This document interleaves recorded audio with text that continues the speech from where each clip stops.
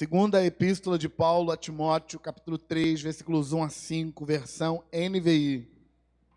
Eu vou ler até o versículo 5 e depois eu vou voltar para o 1, porque o que importa mesmo hoje é o versículo 1. Saiba disto, 2 pontos. Nos últimos dias sobrevirão tempos terríveis.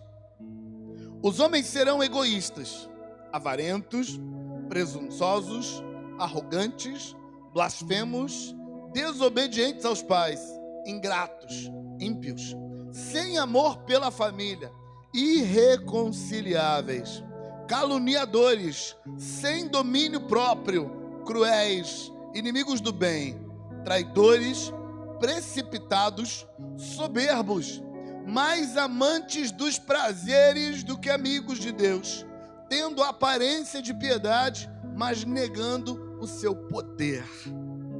Afaste-se destes, ou afaste-se também destes. Voltando para o versículo 1, saiba disso, saiba disso, saiba disso, saiba disso. Nos últimos dias sobrevirão tempos terríveis. Nos últimos dias sobrevirão tempos terríveis. Saiba disso. Nos tempos difíceis, os governos, por uma razão ou por outra razão, eles se preocupam com o quanto você sabe. Porque o que você sabe vai determinar ou que você será empurrado para o pânico, ou que você será empurrado para a serenidade. E aí, dependendo de para que lado te querem, se te querem no pânico ou se te querem na serenidade, vão trazer a notícia para você, porque sabem que o quanto você sabe, que o que você sabe, que como você sabe, faz diferença. Paulo entende que o saber e como se sabe e o quanto se sabe conta ponto. E aí ele escreve para Timóteo e para nós, nos dizendo que tem algumas coisas que a gente precisa saber sobre os últimos dias. Nos últimos dias sobrevirão tempos terríveis. Daqui a pouco eu vou te contar por que Paulo quer que a gente entenda que os tempos dos últimos dias serão terríveis. Mas antes de te contar por quê, me deixe te mostrar uma diferença entre os tempos terríveis dos últimos dias. Paulo, no versículo 1, diz que é importante saber que nos últimos dias serão tempos terríveis. Mas nos versículos seguintes, de 2 a 5, ele cria um foco no que tem de pior nos últimos dias. E sabe o que tem de pior nos últimos dias? Os homens serão egoístas, avarentos, presunçosos, arrogantes, blasfemos, desobedientes aos pais, ingratos, ímpios, sem amor pela família, irreconciliáveis, caluniadores, sem domínio próprio, cruéis, inimigos do bem, traidores, precipitados, soberbos, mais amantes dos prazeres do que amigos de Deus. Eles terão aparência de piedade, mas vão negar o poder da piedade.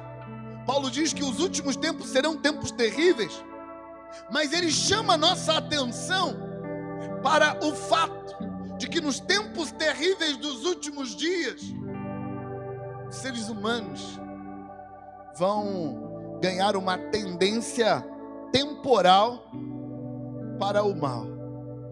Jesus estava falando disso quando ele disse que nos últimos dias a iniquidade, a rebelião contra os princípios vai estar tão grande que o amor de muitos esfriará. Falando disso, Jesus disse que aquele que aguentar firme até o fim, esse é que será salvo. Então, tem alguma coisa nesses últimos dias que é diferente. nesses últimos dias,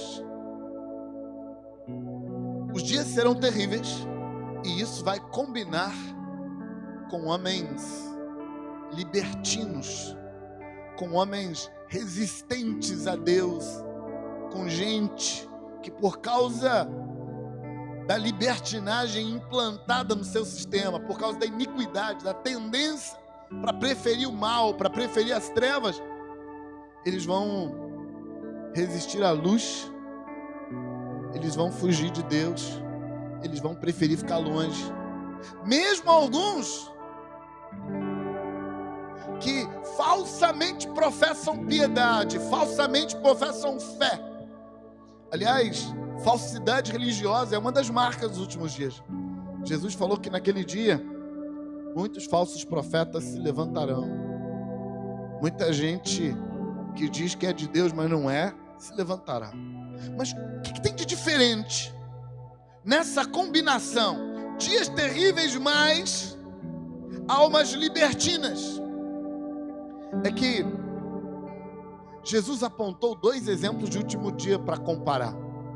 Jesus disse que nos últimos dias serão como nos dias de Noé, e que nos últimos dias serão como nos dias de Sodoma e Gomorra. E quando nós estudamos os dias de Noé, nós descobrimos que os dias de Noé unem apostasia com muitos prazeres. O que tinha de ruim nos dias de Noé é que tinha sobejo, tinha uma sociedade abastada, uma sociedade enriquecida, uma sociedade envolvida com muitos prazeres, com muitas alegrias. Falando dos dias de Noé, Jesus diz que eles comiam, bebiam, casavam-se e davam-se em casamento até o dia em que Noé entrou na arca e veio o dilúvio e os consumiu a todos. Então, no tempo de Noé, a combinação tá todo mundo muito bem, por isso eles são libertinos e rebeldes. Tá tudo muito bom, não lhes falta nada, por isso eles são libertinos e rebeldes. É o sobejo que acorda o pior do povo antediluviano. Acontece uma coisa parecida em Sodoma e Gomorra. Houve um final, um protótipo de final, um ensaio de final em Sodoma e Gomorra. 2 cidades que ficavam na região onde hoje é o Mar Morto, uma planície, e na época, segundo o relato das Escrituras, aquele era o Vale Fértil. Havia uma fertilidade, uma riqueza, uma produção de alimentos poderosíssima. A agricultura e a pecuária ali era muito boa. E um lugar que parece um oásis no meio de uma região inteira desértica funcionava como se fosse o celeiro daquela região. O resultado disso é que aquela era uma região muito rica, muito poderosa. As pessoas eram abastadas.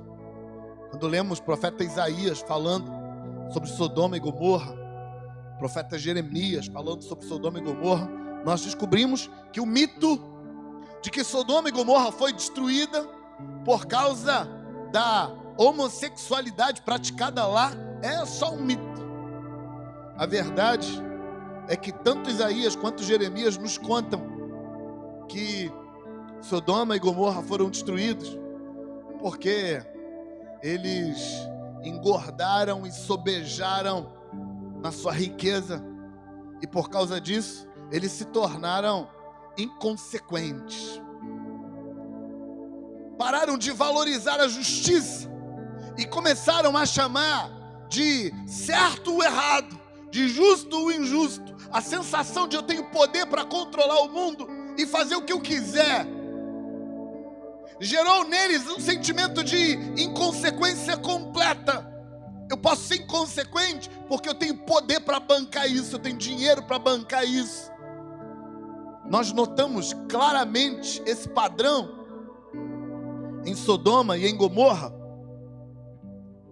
porque embora a razão do afundamento de Sodoma e Gomorra não foi o homossexualismo ou a homossexualidade praticada por eles, é verdade, o texto deixa muito claro que eles praticavam isso de forma aberta e oficial. E é verdade que 2 anjos visitaram Ló, que morava dentro de Sodoma. E os cidadãos da cidade cercaram a casa de Ló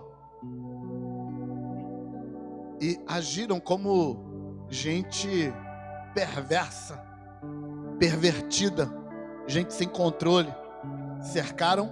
O texto diz que todos os homens da cidade cercaram a casa de Ló e disseram para ele: nós soubemos que 2 homens bonitos, bem formados, entraram na sua casa e nós queremos abusar sexualmente deles.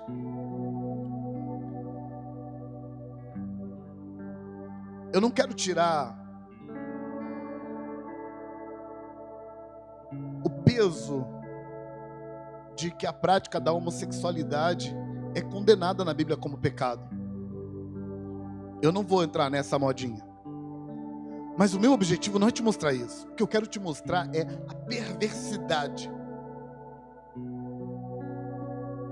O que eu quero te mostrar é o desrespeito ao outro que Sodoma carrega consigo para invadir a casa de Ló e arrancar de lá 2 homens. Eram anjos, mas eles não sabiam. Eles entendiam que eram 2 homens forasteiros viajando numa região onde o hóspede é território sagrado. A cultura daquela região estabelece que quando um hóspede chegava na casa de alguém, ele se tornava responsabilidade do dono da casa. A cidade cercou a casa de Ló para abusar de 2 visitantes de Ló, numa flagrante demonstração de inconsequência estabelecida na alma por causa do poder. O poder daquele povo, o sentimento de riqueza, o sentimento de nada é impossível para mim, o sentimento de eu não tenho limites, de eu não tenho pudores, de eu posso fazer o que eu quiser porque eu tenho poder. Esse sentimento foi gerado por uma quantidade enorme de poder que eles tinham, por uma riqueza sem Deus. Toda pessoa que tem poder e tem Deus na vida, ela tem temor. E o temor faz aquilo que Tiago disse: se você tem o poder de fazer o bem e não faz, você está pecando. Toda pessoa que tem poder, o poder do dinheiro, o poder dos recursos, o poder da influência, qualquer poder. Uma pessoa que tem poder e ela teme a Deus, ela sabe que toda vez que o poder é dado a mim, junto com o poder vem uma responsabilidade de usar bem o poder. Tudo que o poder que foi dado a mim gerar é responsabilidade minha, porque o poder é meu. Mas gente que anda sem Deus, quanto mais poder tem, mais inconsequente fica. Gente que anda sem Deus, quanto mais poder tem, mais libertino fica. Porque ele tem a sensação de se tornar cada vez mais inatingível. O padrão se repete. Em Sodoma, os últimos dias de Sodoma foi marcado por uma libertinagem e por uma rebelião contra a luz. Mas essa era resultado direto do sobejamento de poder irresponsável na mão de gente que não sabe administrar. As coisas iam muito bem, obrigado, em Sodoma, antes dela afundar. Em nos antediluvianos, acontece a mesma coisa. Eles estavam muito bem, obrigado, antes de afundar. Eles estavam comendo, bebendo, casando e dando-se em casamento. Mas Timóteo parece nos dizer uma coisa muito diferente sobre os nossos últimos dias. Porque eu não sei se você sabe, a gente está vivendo os últimos dias. Jesus disse que ninguém sabe o dia nem a hora. Então, eu acho que, no máximo, quem diz uma data ou outra, está só dando um chute. Pode até ser um chute bem dado, mas a verdade é, ninguém sabe. Ninguém sabe. Mas é fato, nós estamos nos últimos dias. Quantos dias ainda falta? Não sei. Mas de verdade, não acho que falta muito. Pastor, e se faltar? Se faltar, eu vou te contar uma coisa. Espere-o para hoje. É o único dia que é seguro esperar Jesus voltar. Hoje. Então, eu posso estar enganado em afirmar que nós estamos vivendo os últimos dias? Posso. Mas ainda assim, é seguro esperar Jesus todo dia, que se chama hoje. Porque no dia que Jesus voltar, esse dia se chamará hoje. Jesus não vai voltar num dia chamado amanhã. Jesus não vai voltar num dia chamado ontem. Jesus vai voltar num dia chamado hoje. É por isso que o escritor aos Hebreus disse que se hoje ouvires a voz do Senhor, não endureçais o vosso coração, porque você só tem hoje para resolver sua vida, você só tem hoje para colocar sua vida no altar, você só tem hoje para se consertar, você só tem hoje para esperar Jesus. Então, estamos vivendo os últimos dias, mas os nossos últimos dias é diferente num detalhe. Os nossos últimos dias é diferente dos dias de Noé. Os nossos últimos dias é diferente dos dias de Ló num detalhe.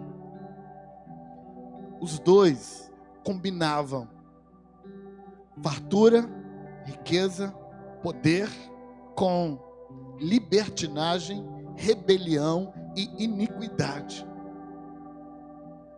A nossa geração tem uma promessa,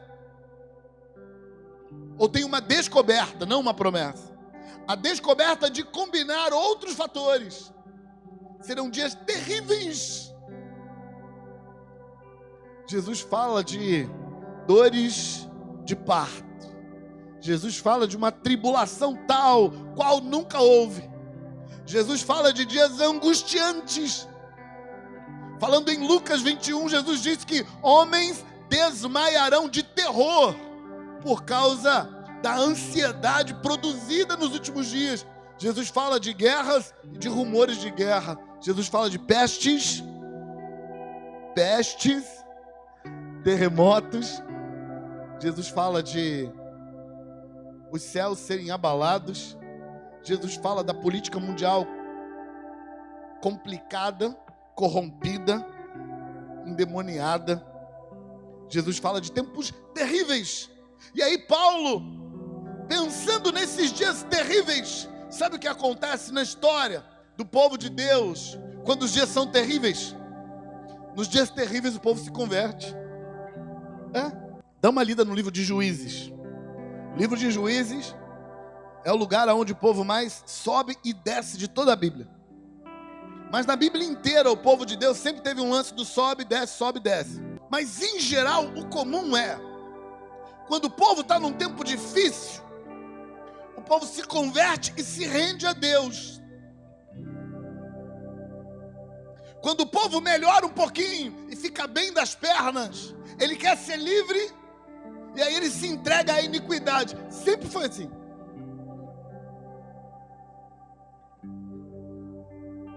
Mas Paulo está dizendo para Timóteo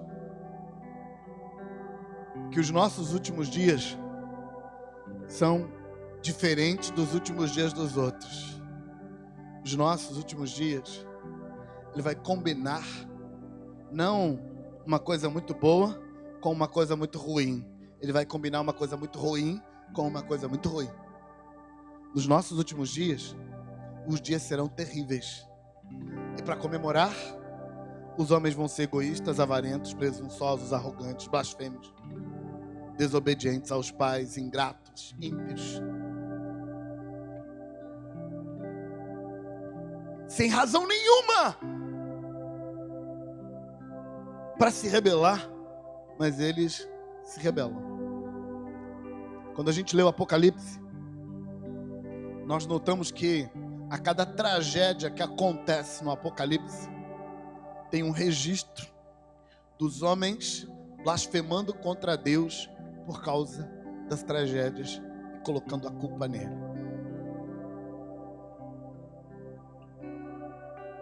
Por que isso acontece? Porque nos nossos últimos dias as coisas estão diferentes. Porque nos nossos últimos dias, quando o bicho pega, em vez da gente construir temor, quebrantamento, rendição, entrega, a gente constrói rebelião. Eu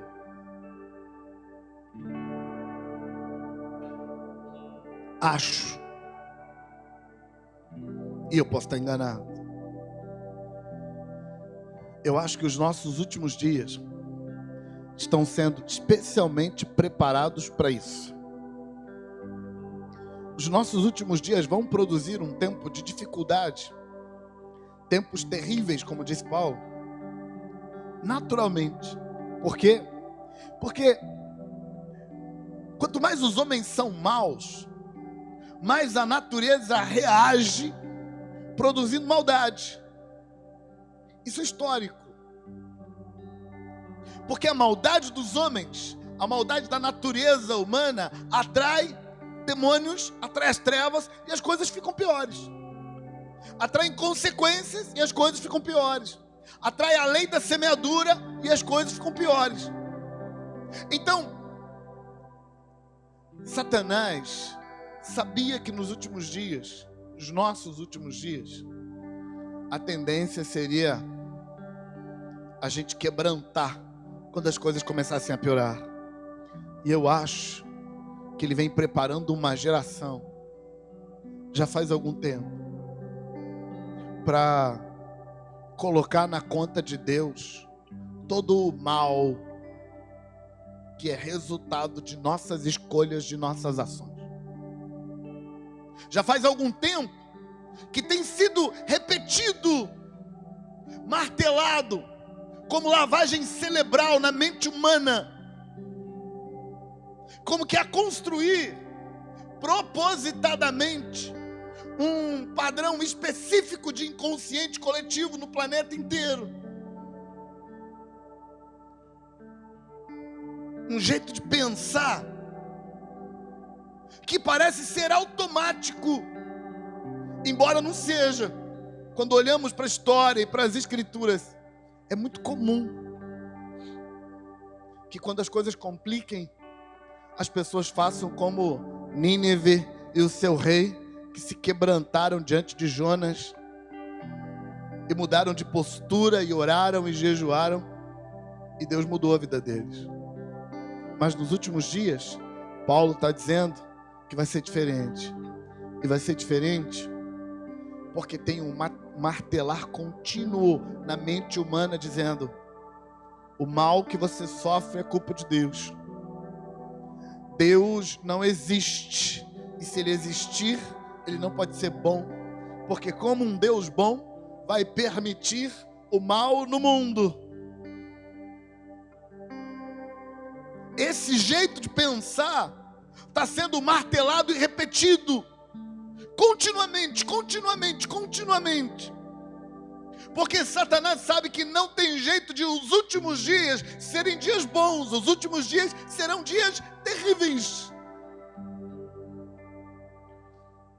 Mas ele quer que mesmo os dias terríveis produzam rebelião, libertinagem e iniquidade juntos.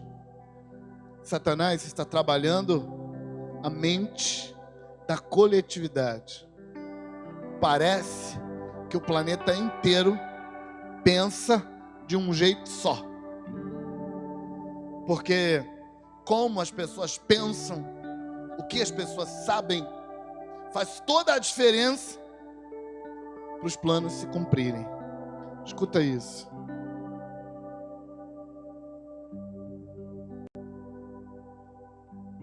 Você precisa decidir pensar diferente. Paulo, movido pelo Espírito, está dando uma ordem para Timóteo. Ele está dizendo assim: saiba isso. 2 pontos. Nos últimos dias sobrevirão tempos terríveis. Saiba isso.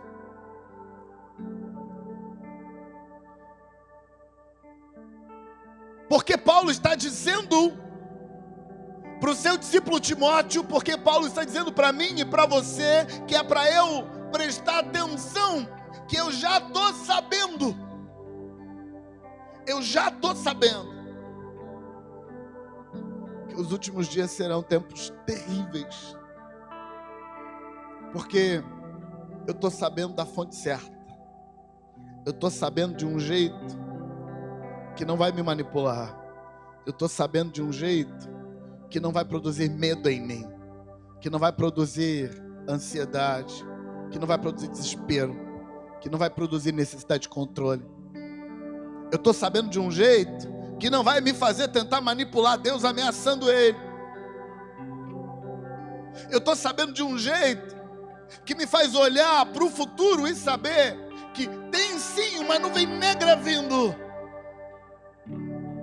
Mas essa nuvem negra é sinal de que depois da tempestade, Deus vai mudar tudo. E Deus vai mudar de uma vez por todas. Essa nuvem negra parece com a escuridão densa que vem na madrugada um pouco antes do sol nascer. Os últimos dias serão tempos difíceis? Sim. Mas esses últimos dias serão últimos, porque logo depois deles vai haver um recomeço para mim em Deus. Deus quer que você saiba que nos últimos dias sobrevirão tempos difíceis, para que você não seja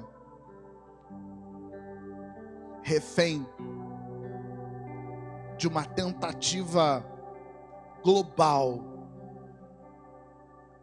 de fazer você pensar contra Deus, de fazer você pensar contra a fé, de fazer você pensar contra a Bíblia. Sabe, basta você ousar falar de Deus e de Bíblia publicamente, para você ser rechaçado, contestado, atacado, humilhado.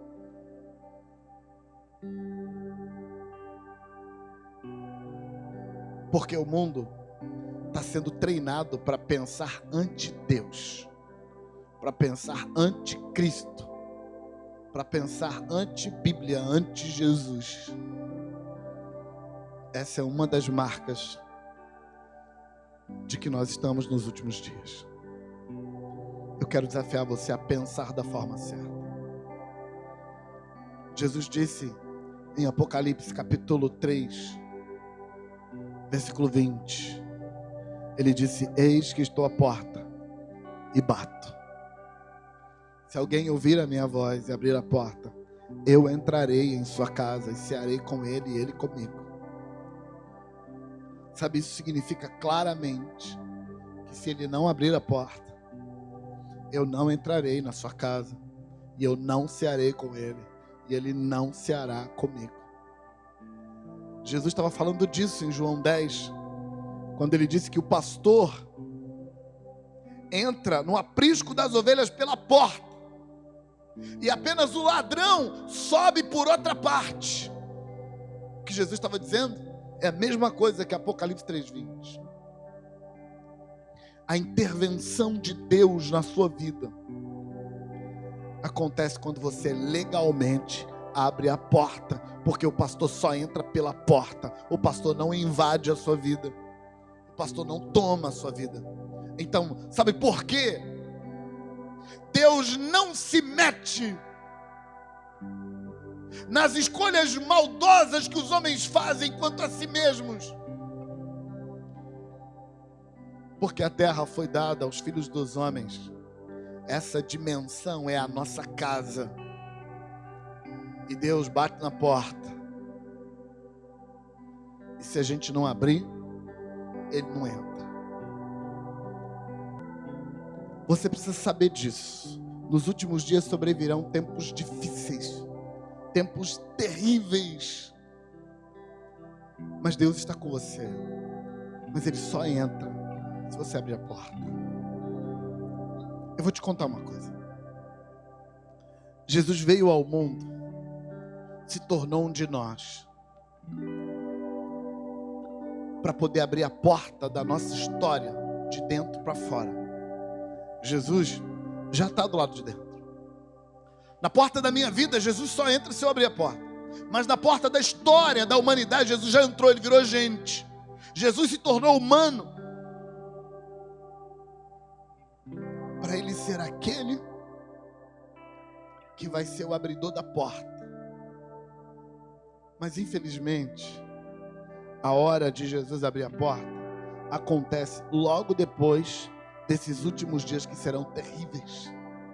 É por isso que toda vez que a gente tem a impressão de que os últimos dias estão chegando, em vez da gente ficar triste, a gente fica alegre, porque a gente pensa, se já for os últimos dias, então está chegando a hora de Jesus vir e salvar a gente.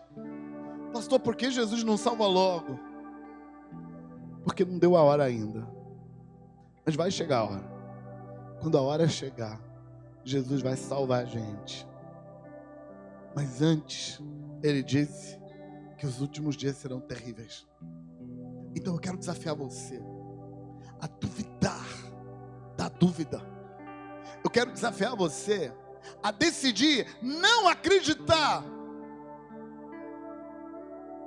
nessa imposição cultural anti-Deus, nessa imposição cultural anti-Jesus, nessa imposição cultural que faz com que quanto mais as coisas fiquem complicadas, mais a gente se torna egoísta, avarento, presunçoso, arrogante, blasfemo, desobediente aos pais, ingrato, ímpio. Porque isso não é normal. O normal é quando fica ruim, a gente se quebranta. O normal é quando fica difícil, a gente se rende. O normal é quando as coisas pioram, a gente baixa a cabeça e diz: Deus, você manda, eu obedeço. Você é Deus e eu sou servo. Você é o oleiro e eu sou o barro. É isso que a gente faz quando as coisas ficam difíceis. Mas a nossa geração está nos treinando para, quando as coisas ficam difíceis, a gente fica blasfemo, a gente fica ingrato. Só porque não nos deram o que a gente queria, do jeito que a gente queria, na hora que a gente queria, a gente se dá o direito de ficar mal criado. A gente dá o direito de ficar chateado, de atacar o outro, de fazer mal para o outro. Só porque não nos deram o que a gente queria, do jeito que a gente queria, na hora que a gente queria, a gente se dá o direito de ficar brabo e tomar a força. Os últimos dias, os nossos últimos dias, são diferentes dos outros. Mas Deus está te desafiando a saber isso. Saiba isso. Nos últimos dias sobrevirão tempos terríveis. Mas é normal. Faz parte do plano. Eu escrevi um livro chamado Escatologia para Leigos. E a primeira parte do livro inteira, eu não gasto explicando escatologia. Eu gasto explicando a alma escatológica dos últimos dias. As emoções escatológicas dos últimos dias. E por isso o nome do meu livro é Esperança para os Fins dos Tempos, Escatologia para Leigos. Escuta isso. Foi Jesus que previu que os últimos dias serão assim. E foi Ele quem disse: quando todas essas coisas começarem a acontecer, Levantem as vossas cabeças.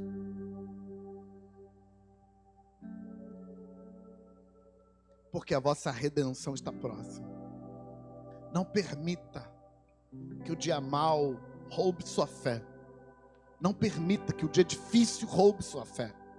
Faça o contrário. Use o dia mau para construir sua fé. Use a situação difícil para aumentar a sua fé. Use o dia difícil para levantar a cabeça e olhar para cima e dizer: Ele está vindo. Eu preciso te contar. Eu acho que é hoje.